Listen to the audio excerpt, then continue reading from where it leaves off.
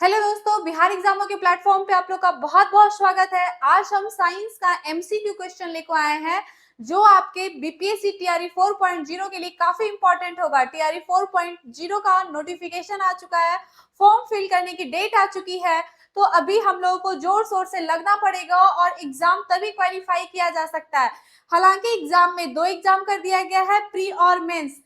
Pre में आपका 150 number के क्वेश्चंस आएंगे, जिसमें 30 नंबर का जो वेटेज है आपका वो किसका है, तो 30 नंबर का वेटेज आपका किसका है, तो साइंस का है। तो साइंस का है तो अभी हम घटना चक्र सीरीज को स्टार्ट करने वाले हैं। हालांकि हमें पता है कि बीपीएससी एग्जाम कंडक्ट कर रही है, तो बीपीएससी का जो पैटर्न रहा है वो घटना चक्र बुक काफी अच्छे से फॉलो करती है। तो इसीलिए हम घटना चक्र सीरीज को कंटिन्यू करने वाले हैं। लगभग इस एग्जाम में जो क्वेश्चंस आए हैं, जो ट्रेंड्स रहा है बीपीएससी का, जिसमें 30 में 15 क्वेश्चन के लगभग आपका जो होता है बायो से, 10 क्वेश्चन लगभग फिजिक्स से और 5 क्वेश्चन के लगभग आपका केमिस्ट्री से आता है। तो हम अभी फिजिक्स को स्टार्ट करने वाले, उसे कंटिन्यू करेंगे और उसके बाद फिर बायो केमिस्ट्री इस तरीके से बढ़ेंगे। तो ये आने वाला एग्जाम बीपीएससी टीआरई 4 पॉइंट के लिए काफी क्या होगा, इंपॉर्टेंट होगा। तो इसका हम एक देख लेते हैं ओवरव्यू कि हम क्या क्या पढ़ने वाले हैं। फिजिक्स में मात्रा की इकाई से स्टार्ट करेंगे, फिर उसके यंत्र और पैमाने, यांत्रिक, गुरुत्व, फिर स्थूल पदार्थ के गुण, प्रकाश, ऊष्मा, गतिकी, तरंग गति, ध्वनि, विद्युत धारा, चालकता, नाभिकीय भौतिक, इन सबको एक एक करके हम क्या करेंगे, पढ़ते चलेंगे। उसके बाद बायो, फिर केमिस्ट्री करेंगे। तो आइए हम लोग आज फर्स्ट चैप्टर को देखते हैं, स्टार्ट करते हैं। ये इसमें जो ये आज का जो क्लास रहने वाला है, ये यूनिट एंड डायमेंशन नहीं, यूनिट से, इकाई से ही है मूल रूप से। तो हमारा फोकस्ड मूल रूप से इकाई पे रहेगा। इकाई से जो भी प्रश्न आपके एग्जाम में आए वो आपसे सही टिक होने चाहिए। चलिए तो एक एक करके हम देखना स्टार्ट करते हैं। हमारा जो पहला प्रश्न है यहाँ पे पूछा जा रहा है, निम्नलिखित में से कौन सी मूल भौतिक राशि है। तो मूल भौतिक राशि पता होना चाहिए वैसी राशियां जिसे किसी की जरूरत ना हो, वो स्वतंत्र हो, किसी की जरूरत ना हो, वो क्या हो, स्वतंत्र हो, किसी और पे डिपेंडेंट नहीं रहना पड़े, तो स्वतंत्र है, उसे हम क्या कहते हैं, मूल भौतिक राशियां। जो टोटल कितनी है, तो 7 है। ये सातों आपको नाम एकदम अंगुली पे काउंट होना चाहिए। तो आपका पहला क्या हम जानते हैं, द्रव्यमान, जिसे कि मास भी कहते हैं। दूसरा हम क्या जानते हैं, तो लंबाई, जिसे कि हम लेंथ बोलते हैं। और तीसरा हम जानते हैं समय। ये तीन तो ऐसे ही मुंह पे रहना चाहिए। और चौथा आ जाता है आपका तापमान। क्या आ जाता है, तापमान। और पांचवा इसमें आ जाता है आपका विद्युत धारा, विद्युत धारा। और इसके बाद इसमें 6 नंबर जो आ जाता है, पदार्थ की मात्रा, पदार्थ की मात्रा। और एक लास्ट जो है आपका, वो क्या आ जाता है, ज्योति तीव्रता, ज्योति तीव्रता आ जाता है, ज्योति तीव्रता। अब इन सब का इकाई भी आपको पता होना चाहिए। द्रव्यमान का क्या होता है, तो केजी लेते हैं। लंबाई का क्या लेते हैं, मीटर लेते हैं लंबाई का। समय का क्या लेते हैं, सेकंड लेते हैं। तापमान का क्या लेते हैं, केल्विन लेते हैं। विद्युत धारा का क्या लेते हैं हम लोग, एम्पियर लेते हैं। पदार्थ की मात्रा का क्या लेते हैं, मोल लेते हैं। और ज्योति तीव्रता का क्या लेते हैं, कैंडेला लेते हैं। ये सात तो आपको फिंगर टिप पे एकदम याद होना चाहिए, कंठस्थ होना चाहिए, जैसे आप याद रखो। अब इसमें पूछा जा रहा है कि कौन इसमें से, आप मैच कराइए ना, यही सातों को तो मूल भौतिक राशि कहेंगे। तो आपका यहाँ मिल जाता है विद्युत धारा जो है आपकी मूल भौतिक राशि है। बाकी भाई बल, वेग और कार्य क्यों नहीं हुआ मूल, क्योंकि इसको किसी और की जरूरत पड़ी है, ये खुद पे डिपेंडेंट नहीं है, किसी और पे निर्भर कर रहा है, इसीलिए इसे डिराइव्ड यूनिट्स कहते हैं, मूल मात्रक यूनिट्स नहीं कहेंगे, मूल भौतिक राशियां नहीं कहेंगे। जैसे बल की बात करते हैं तो बल का जो एसआई यूनिट लेते हैं वो न्यूटन होता है। ये न्यूटन कहाँ से आया, तो बल का जो फोर्स का जो फॉर्मूला होता है, मास इनटू क्या होता है, एक्सेलरेशन होता है, द्रव्यमान गुना त्वरण। अब मास का केजी लेते हैं और त्वरण का क्या लेते हैं, मीटर पर सेकंड स्क्वायर। तो यहाँ पे 1 केजी 1 मीटर पर सेकंड स्क्वायर को ही क्या कहते हैं, न्यूटन कहते हैं। वेग, तो वेग का क्या होता है, मीटर पर सेकंड। विद्युत धारा का एम्पियर होता है। और कार्य का क्या होता है, वर्क का क्या होता है, तो work is equal to force into क्या होता है, डिस्प्लेसमेंट। इनटू दोनों के बीच का एंगल भी लेते हैं तो कॉस थीटा लेते हैं, तो इस पर डिपेंड नहीं करता है। फोर्स का हो गया न्यूटन और सेकंड का हो गया आपका, डिस्प्लेसमेंट का हो गया मीटर। तो न्यूटन इनटू मीटर को क्या कहा जाता है, जूल कहा जाता है। कार्य रहे या फिर ऊर्जा रहे, उसका दोनों का मात्रक क्या याद रखिएगा, जूल। क्या याद रखिएगा, जूल। ठीक है, चलिए आगे बढ़ते हैं हम अगले प्रश्न की ओर। हाँ, एक फैक्ट और जानिए कि इसमें आपका ये 7 मूल भौतिक राशियां हैं और 2 पूरक राशि को भी याद रखते हैं। तो एक हम ठोस कोण के लिए याद रखते हैं और एक हम समतल कोण के लिए याद रखते हैं। समतल कोण जो हम लोग नॉर्मली यूज करते हैं, कोण बनाते हैं, तो ठोस कोण को हम किस में याद रखते हैं, ठोस कोण, या इसको फिर घन कोण भी कहते हैं। तो इसका होता है अस्टेरेडियन। क्या याद रखिएगा, अस्टेरेडियन। और समतल कोण को किस में लेते हैं, रेडियन में लेते हैं, समतल कोण को रेडियन में। और रेडियन में आपको याद होगा कि pi radian is equal to 180 degree होता है। ठीक है, तो इसे आप याद रखिएगा। नेक्स्ट प्रश्न पे आते हैं। अगला प्रश्न है, शक्ति का मात्रक क्या होता है। तो शक्ति का मात्रक आपका वाट होता है।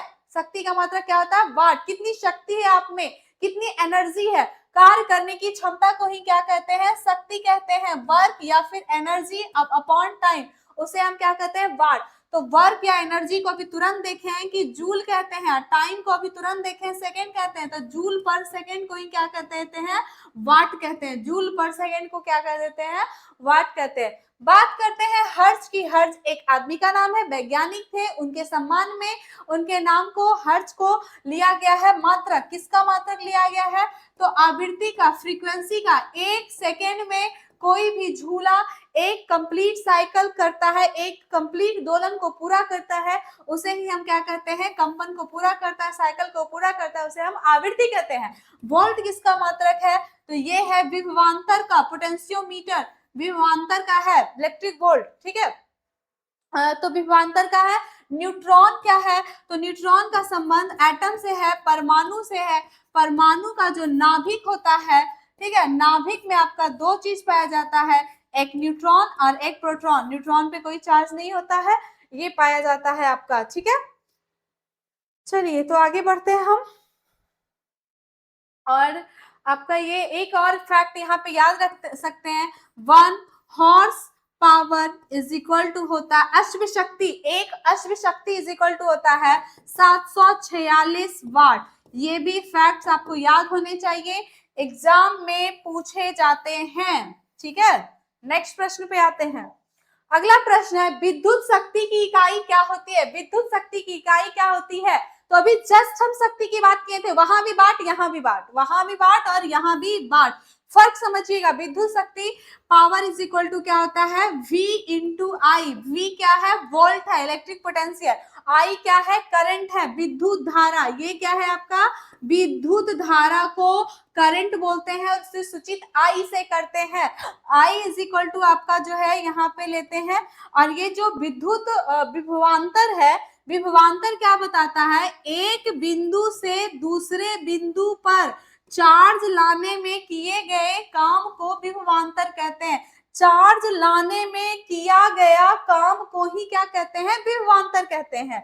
और work power is equal to work by charge. Charge मतलब आवेश, ये क्या है आपका, आवेश है, चार्ज है। ठीक है, इसे कूलम्ब में लेते हैं। और चार्ज आवेश इज इक्वल टू क्या होता है, करंट इनटू टाइम। जितना समय में हम जितने करंट को ला रहे हैं उसी के गुणनफल को आवेश कहते हैं। I इंटू आई, आई से आई कैंसल, देखिए फिर से वर्क बाई टाइम आ गया जिसके जस्ट पहले देखे थे, तो वही है, वाट है। एम्पियर विद्युत धारा का, वोल्ट विभवांतर का, और कूलम्ब किसका लेते हैं, तो विद्युत आवेश का। विद्युत आवेश का को हम किस में लिखते हैं, कूलम्ब में लिखते हैं। विद्युत आवेश को हम किस में लिखते हैं, विद्युत कूलम्ब में लिखते हैं। और यहाँ पे एक फैक्ट याद रखिएगा, 1 यूनिट जो हम घर में यूज करते हैं उसे बोलते हैं 1 किलोवाट आवर। ठीक है, 1 किलोवाट आवर, और इसका जो वैल्यू होता है 3.6 इंटू 10⁶ जूल होता है। इसी में हमारे घरों में जो हम बिजली यूज करते हैं, बिजली का बिल भरते हैं, इसी में लेते हैं 1 यूनिट। चलिए नेक्स्ट प्रश्न। बल का मात्रक देख चुके हैं पीछे की क्लास में कि अभी न्यूटन होता है, यहाँ पे फैराडे है और एक है आपका फर्मी। फैराडे विद्युत आवेश का मात्रक होता है, किसका होता है, तो विद्युत आवेश का मात्रक आपका क्या होता है, फैराडे होता है मात्रक। फैराडे होता है। ठीक है, चालकत्व या फिर बोलते हैं कैपेसिटेंस। तो कैपेसिटेंस जो होता है विद्युत आवेश को स्टोर करने की क्षमता होती है, उसी को ही कहते हैं फर्मी। फर्मी किससे संबंधित है? तो one fermi is equal to होता है 10⁻⁻15। ठीक है, metre. One fermi is equal to 10⁻⁻15 क्या हो जाता है आपका? मीटर होता है। तो इतना छोटा क्या होता है? तो परमाणु का जो नाभिक होता है न्यूक्लियस जिसे बोल रहे हैं, उसकी त्रिज्या जो होती है वो फर्मी में ही लिया जाता है, इसको फेम्टोमीटर भी कहते हैं। रदरफोर्ड कोई भी रेडियो सक्रियता में जो विघटन की दर होती है उसे किसमें मापा जाता है?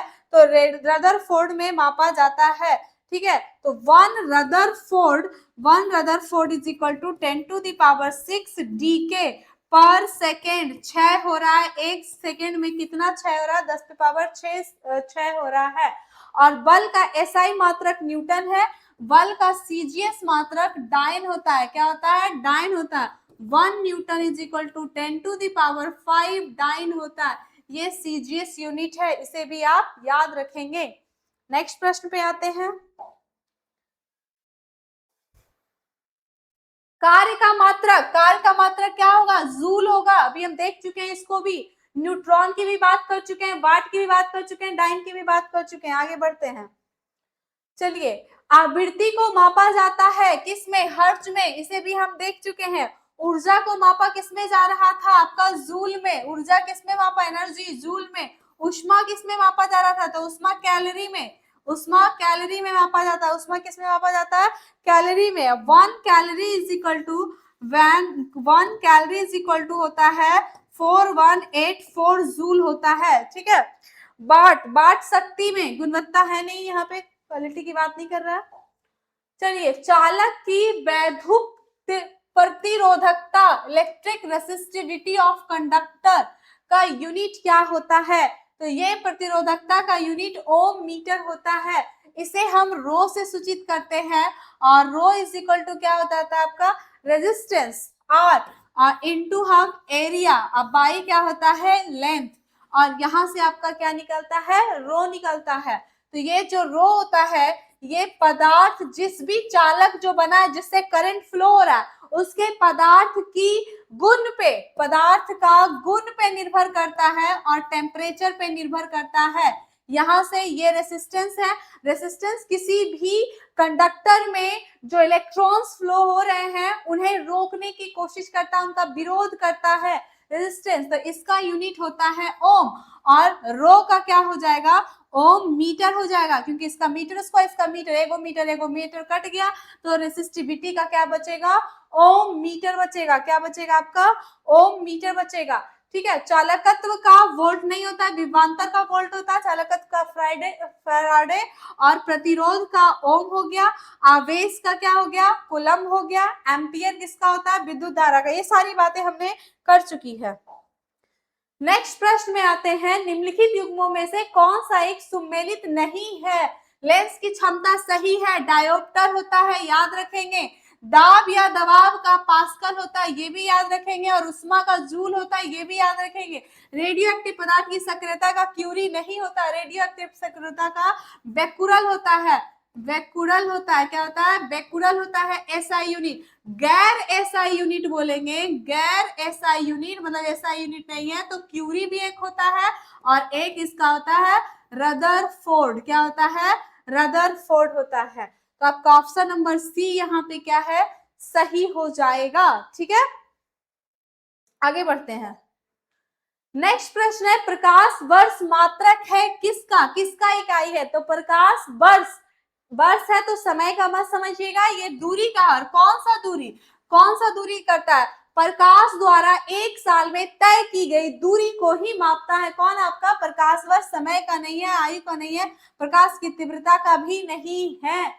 किसका है आपका?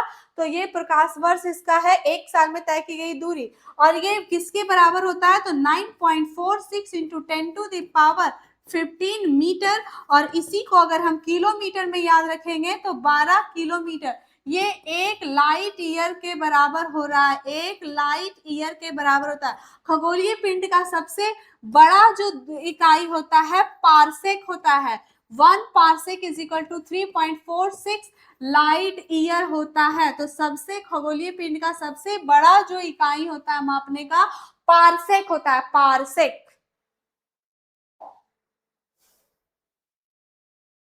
नेक्स्ट प्रश्न है, खगोलीय दूरियां प्रकाश वर्ष में मापे जाने का कारण क्या है? क्योंकि प्रकाश का जो गति होता है सदैव एक समान होता है, चेंज नहीं होता है। हम लोग याद रखते हैं 3 इंटू 10⁸ मीटर पर सेकेंड प्रकाश की चाल होती है। निर्वात में ही लेते हैं हम लोग इस चाल को, ठीक है। 3 इंटू 10⁸ मीटर पर सेकेंड, इसके कारण इसे मापा जाता है क्योंकि ये चेंज नहीं होता है।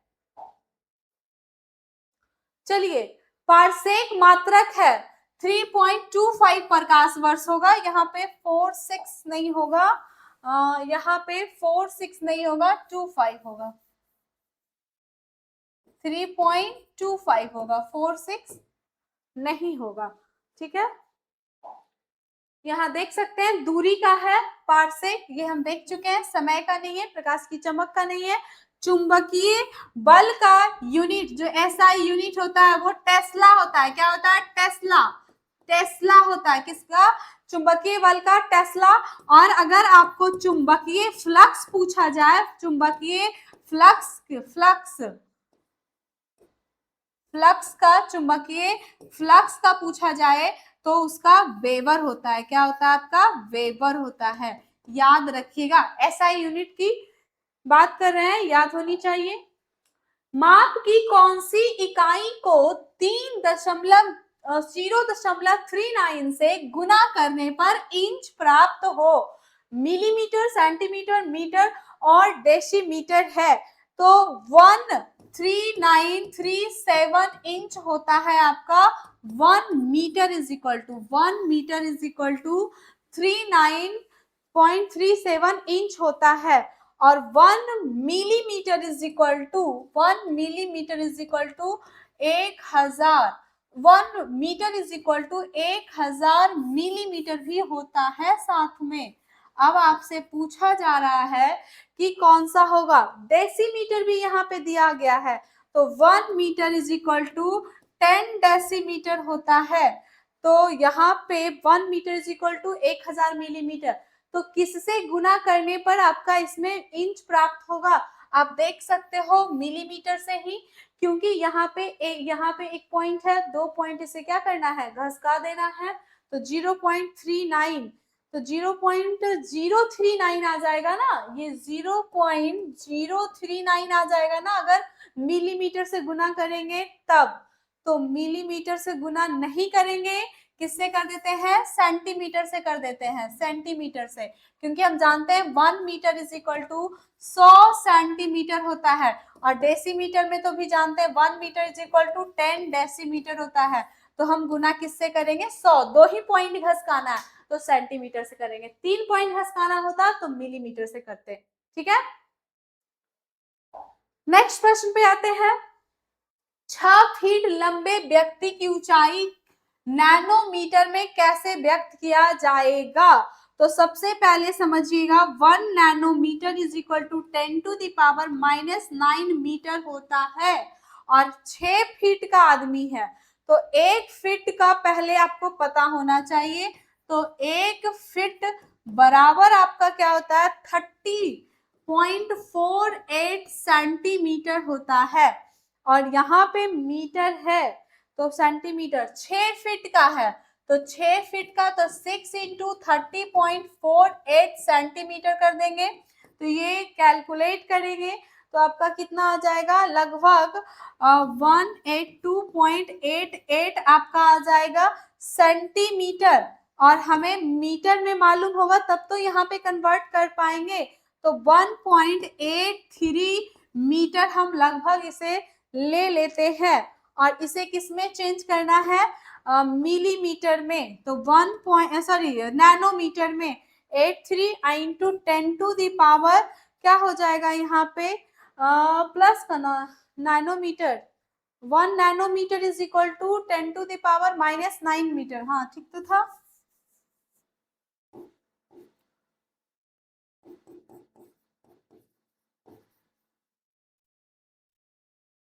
हाँ तो यहाँ पे ये फिट में चेंज करना है, तो ये यहाँ तक हम मीटर में पहुंच चुके हैं और इसको नैनोमीटर में करना है, तो वो जो 10⁻⁹ है वो इधर आ जाएगा। इसको हम लिख सकते हैं 1 metre is equal to 10⁹ nanometre, और यहाँ पे मीटर के जगह पे 10⁹ नैनोमीटर यूज कर सकते हैं।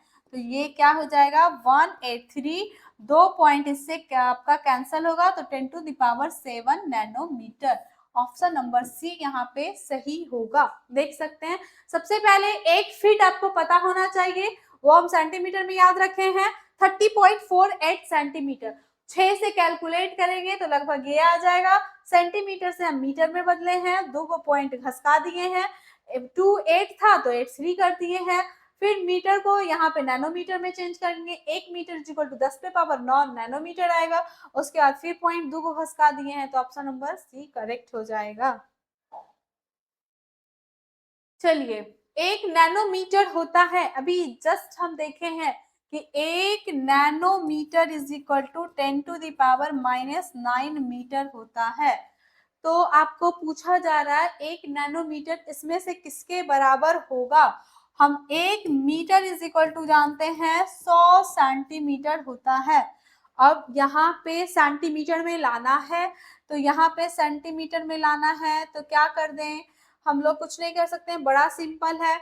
1 nanometre is equal to 10⁻⁹ metre के जगह पे लिख देते हैं 10⁻2 सेंटीमीटर, तो 10 टू दी पावर क्या हो जाएगा -7 सेंटीमीटर। ऑप्शन नंबर क्या हो जाएगा बी करेक्ट हो जाएगा, सही जवाब है, आप देख सकते हैं।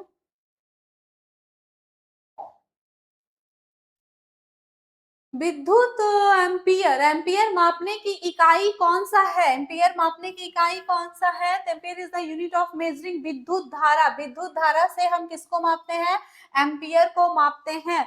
करंट, ठीक है, तो करंट इज इक्वल टू आई बराबर क्या होता है क्यू बाई टी। क्यू क्या है आपका चार्ज है, इलेक्ट्रिक चार्ज, आवेश इसे बोलते हैं, और टी क्या हो गया आपका टाइम। प्रतिरोध का यूनिट क्या होता है ओम, पावर का वाट, वोल्टेज का वोल्ट, वोल्टेज का वोल्ट।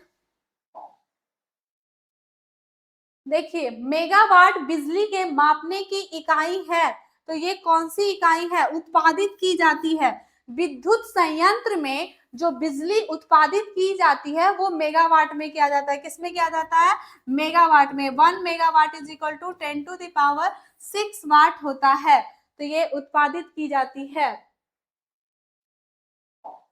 नेक्स्ट प्रश्न पे आते हैं। यहाँ पे 2 कॉलम बने हुए हैं, हमें मैच कराने हैं, ठीक है, देखते हैं।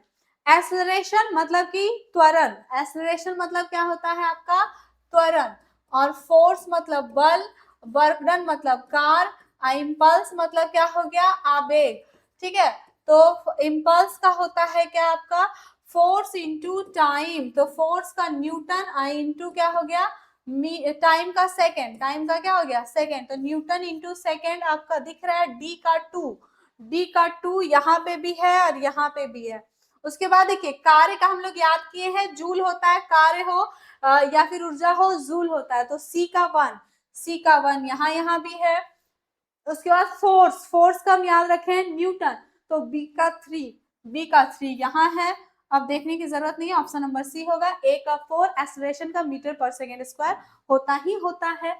आप कैसे त्वरण का याद रखते हैं, तो त्वरण का क्या होता है वेग में जो परिवर्तन की दर है उसे हम त्वरण कहते हैं। तो वेग मतलब चाल, चाल का होता है दूरी बटा समय, तो सेकेंड हो जाएगा मीटर पर सेकेंड, इसका भी सेकेंड, तो त्वरण का क्या हो जाएगा मीटर पर सेकेंड स्क्वायर। बाकी तो हम बात कर चुके हैं। नेक्स्ट प्रश्न है निम्नलिखित एसआई यूनिट में कौन सी सही सुमेलित नहीं है। कार्य का जूल सही है, बल का न्यूटन सही है, द्रव्यमान का किलो सही है, डाइन जो था सीजीएस यूनिट था बल का ही, दाब का नहीं है, दाब का होता है पास्कल, दाब का क्या होता है पास्कल। दाब इज इक्वल टू क्या होता है, फोर्स बाई एरिया, फोर्स का न्यूटन, एरिया का मीटर स्क्वायर, 1 न्यूटन पर मीटर स्क्वायर पास्कल का होता है। ठीक है, नेक्स्ट प्रश्न पे आते हैं। चलिए यहाँ पे भी मैचिंग करना है, वाट नॉट नॉटिकल माइल कैलोरी, देखिएगा समझिएगा, वाट, वाट तो पावर का क्वेश्चन नंबर फर्स्ट से हम पढ़ते आ रहे हैं, तो आपका ए का 4, ए का 4 केवल यहाँ दिख रहा है, लकली आप इसको मार सकते हैं पर यहाँ उत्तर नहीं दिया गया भी है तो हमें सारा मिलाना पड़ेगा। ठीक है, उसके बाद आपका हीट है, उष्मा, उष्मा को हम कैलोरी में मापते हैं, तो डी का 1, डी का 1 मैच कर रहा है आपका।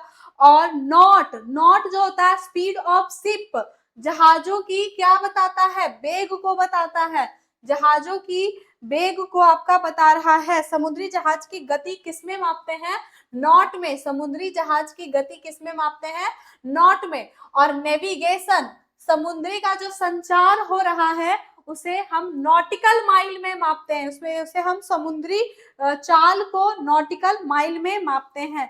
तो ऑप्शन नंबर सी आपका क्या हो जाएगा, करेक्ट, नौ संचालन की दूरी नॉटिकल माइल, मील।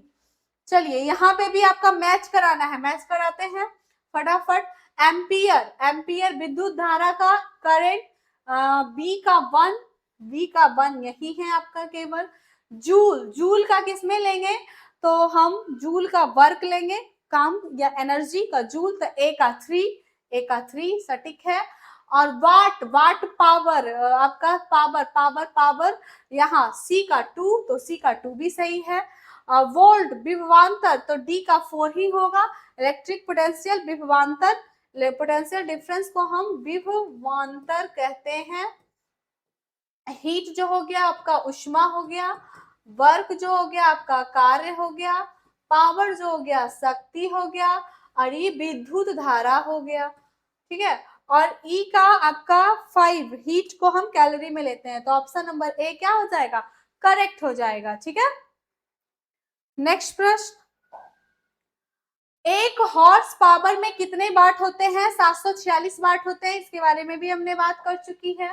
निम्नलिखित में से कौन सा सुमेलित नहीं है, अभी जस्ट हम देखे हैं, नौ संचालक में जो दूरी होता है नॉटिकल मील होता है, तो सुमेलित नहीं ढूंढना है, तो ये तो सुमेलित है।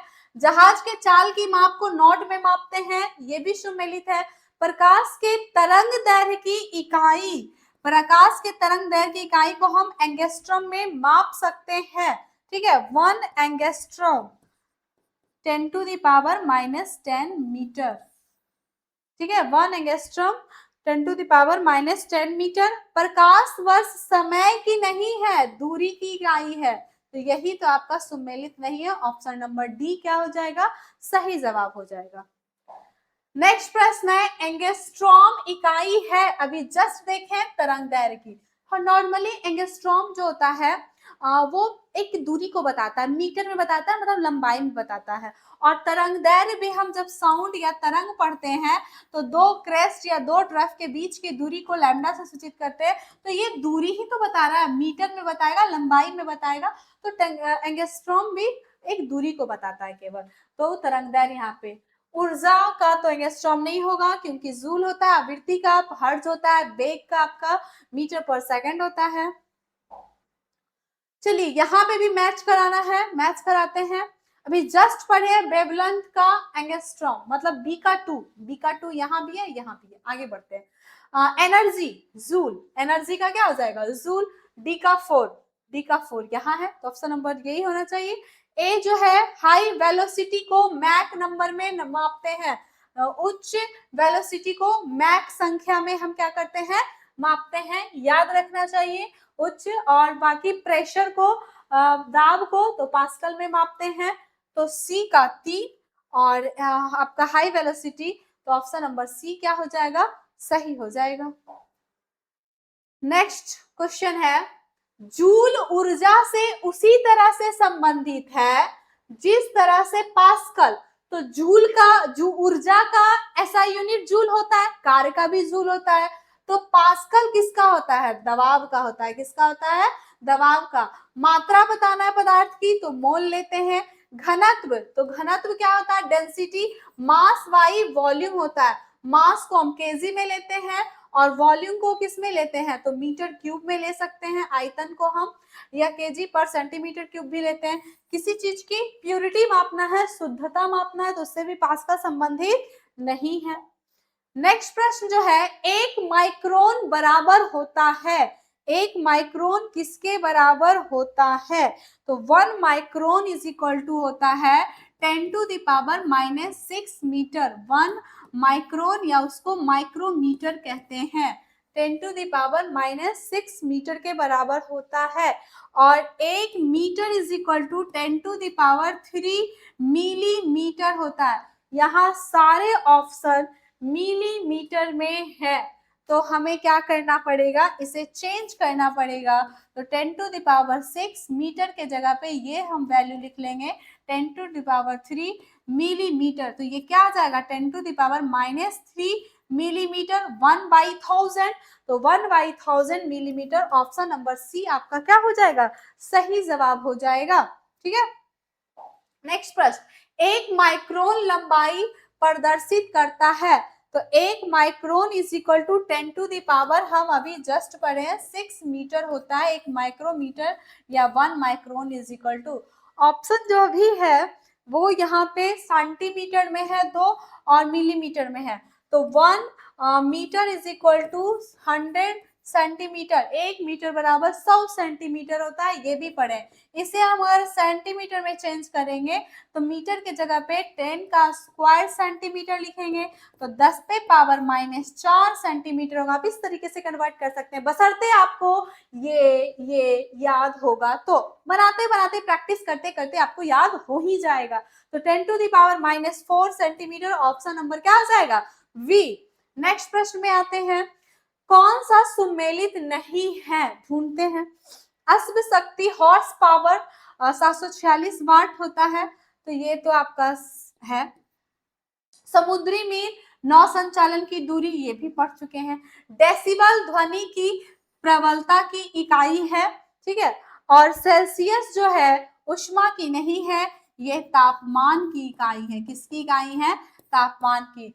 तो सही नहीं है, तो ऑप्शन नंबर डी आपका सही नहीं है। आगे बढ़ते हैं हम। चलिए, यहाँ कौन सी एक उष्मा की इकाई नहीं है, उष्मा की इकाई वाट नहीं है। वाट तो हम जानते हैं शक्ति की इकाई है।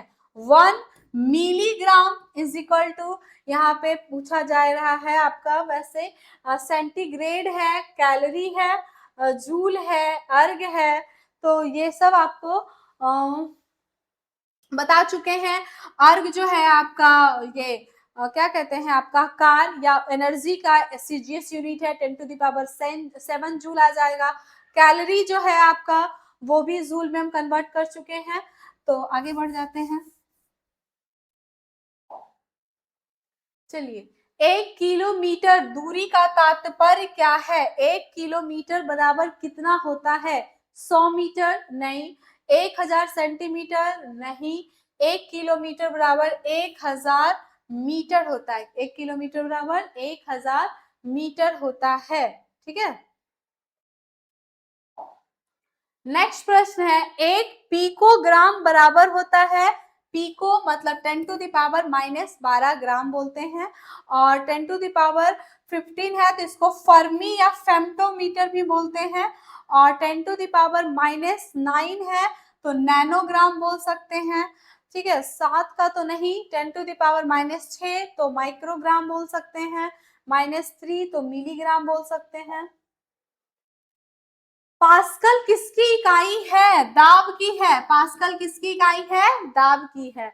वर्षा को हम मापते हैं मिलीमीटर में मापते हैं, और इसे मापते हैं रेन गेज, रेन गेज, ठीक है। और आपका तापमान का हमारा 3 इकाई है, 3, एक तो डिग्री फ़ारेनहाइट, डिग्री सेल्सियस, और एक होता है केल्विन। आर्द्रता, हवा में पाए जाने वाली पानी को या नमी को हम किस में मापते हैं, आर्द्रता में मापते हैं। किस में मापते हैं, आर्द्रता में। नेक्स्ट प्रश्न है, दाब की इकाई क्या होती है, pressure, force by area. 4 Newton. ये क्या हो जाएगा, मीटर स्क्वायर, तो वर्ग मीटर।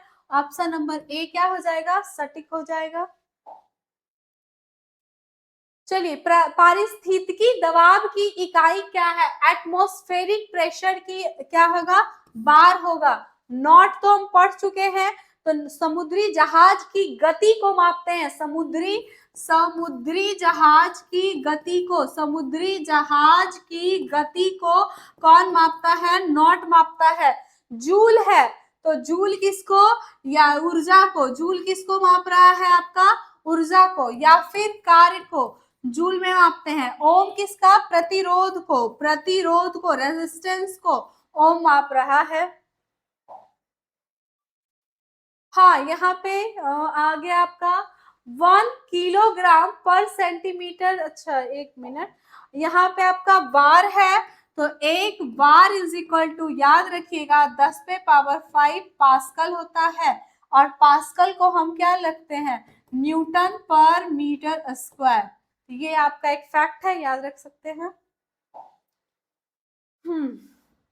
1 किलोग्राम पर सेंटीमीटर स्क्वायर दाब समतुल्य है, प्रेशर किसके बराबर है, प्रेशर इज इक्वल टू क्या होता है, force by area, force is equal to mass into acceleration by area. यहाँ पे एक्सलेरेशन की जगह हम पे गुरुत्वीय त्वरण लेंगे, m इंटू जी, आई इंटू एरिया। यहाँ पे एरिया 1 सेंटीमीटर स्क्वायर है ही है, और मास 1 केजी है ही है, और g का वैल्यू कितना ले लेंगे हम, तो 9.8 ले लेंगे मीटर पर सेकेंड स्क्वायर। ठीक है, तो यहाँ पे 1 किलोग्राम आपका पर सेंटीमीटर स्क्वायर जो होगा वो किसके बराबर आएगा, तो ध्यान से देखिएगा, 1 केजी और इंटू 9.8 मीटर पर सेकेंड स्क्वायर, और सेंटीमीटर स्क्वायर है तो इसको मीटर में बदलेंगे, तो आपका सेंटीमीटर स्क्वायर, तो 10 टू द पावर क्या हो जाएगा, हम जानते हैं ना कि 1 मीटर में 100 सेंटीमीटर होता है, और सेंटीमीटर है तो 1 centimetre is equal to 10 to the power -2 metre हो जाएगा, तो -4 हो जाएगा मीटर स्क्वायर। तो ये 1 केजी और इंटू इतना कैलकुलेट करेंगे तो ये 9.8 आ जाएगा, और गुना 10 पे पावर क्या हो जाएगा, 4, ये नीचे वाला सारा ऊपर जाएगा तो पॉजिटिव में आएगा। न्यूटन, केजी का न्यूटन ले लेंगे, और मीटर न्यूटन पर क्या हो जाएगा आपका, 1 मीटर बचेगा नीचे में, और आपका बचेगा क्या, तो सेकेंड, ये मीटर पर सेकेंड स्क्वायर है, इनटू में सेकेंड स्क्वायर भी बचेगा, तो ये इस वैल्यू को हम कितना बोलते हैं, तो इसी वैल्यू को बोलते हैं 10 पे पावर 5 न्यूटन पर मीटर स्क्वायर, और ये हो जाएगा लगभग 1 बार के, कितना, 1 बार के बराबर हो जाएगा। ठीक है, इसमें ये दाब किसके समतुल्य है, तो 1 बार का, और ये 1 बार आपका किसके बराबर है लगभग, तो ये लगभग 10 हुआ ना, 10 पे पावर 4, तो ये कितना हो जाएगा, 10 पे पावर 5 न्यूटन, ठीक है, स्क्वायर के बराबर हो जाएगा। निम्नलिखित में से किस राशि का मात्रक नहीं है, मात्रक ही नहीं है, मात्रक विहीन है, तो बीमा विहीन भी होगा, तो यहाँ पे मात्रक विहीन कौन हो जाएगा आपका, विकृति होगा, क्या हो जाएगा आपका, विकृति। ये ऐसा इसलिए हो रहा है क्योंकि जो भी विकृति डिफॉर्म आ रहा है, तो उसमें वो जैसे लंबाई में परिवर्तन हुआ, लंबाई में परिवर्तन जो हुआ परिवर्तन, और बटा होता है एक्चुअल लंबाई, दोनों लंबाई लंबाई क्या हो जाएगा, कैंसिल हो जाएगा, तो ये मात्रक विहीन भी होगा, बीमा विहीन भी होगा। प्रतिबल की बात कर रहे हैं, तो प्रतिबल क्या होता है, बल बटा क्षेत्रफल, जो दबाव हम ले रहे हैं, फोर्स बाई एरिया। बल और दाब के बारे में बात कर चुके हैं। तेल का एक बैरल किसके बराबर होता है, तो लगभग 159 लीटर के बराबर होता है। लंबाई की न्यूनतम इकाई क्या होती है, लंबाई की न्यूनतम इकाई आपका क्या हो जाएगा, तो micron 10 to the power -6, nanometre -9, angstrom -10, और fermi 10 to the power -15 metre. खुद से देख सकते हैं, -15, जितना माइनस ज्यादा है तो फर्मी मीटर यहाँ पे लंबाई की सबसे न्यूनतम इकाई हो जाएगी। नेक्स्ट क्वेश्चन, यहाँ पे भी मैच कराना है, मैच कराते हैं। क्यूसेक जल के बहाव की दर को मापता है, जल के बहाव की दर, rate of flow, cubic feet per second, cubic feet per second, ठीक है। क्यूसेक जो होता है क्यूबिक फीट पर सेकेंड, पानी जो निकल रहा है आपका एक सेकेंड में कितना क्यूबिक फीट निकल रहा है उसे कौन मापता है, क्यूसेक। तो ए का 3 यहाँ भी है और यहाँ भी है। बाइट आपका कंप्यूटर से संबंधित है, कंप्यूटर मेमोरी से संबंधित है, तो बी का 4 यहाँ भी है और यहाँ पे भी है। रिक्टर स्केल, तो रिक्टर स्केल इंटेंसिटी ऑफ भूकंप को रिक्टर स्केल पे मापा जाता है, तो सी का 2 यहाँ पे है। बार का आपका क्या हो जाएगा, प्रेशर, अभी जस्ट हम देखे हैं, तो ऑप्शन नंबर बी आपका यहाँ पे करेक्ट हो जाएगा। नेक्स्ट क्वेश्चन है, क्यूसेक में क्या मापा जाता है, जल का बहाव, अभी जस्ट हम देखे हैं। डॉप्सन इकाई से क्या मापा जाता है, डॉप्सन इकाई से ओजोन परत की मोटाई मापी जाती है, और ये जो आपका है समताप मंडल में पाया जाता है, समताप मंडल में, स्ट्रेटोस्फेयर में पाया जाता है। तो डॉप्सन इकाई से ओजोन परत की क्या मापा जाता है, मोटाई मापा जाता है। तो आज के लिए इतना ही, ठीक है।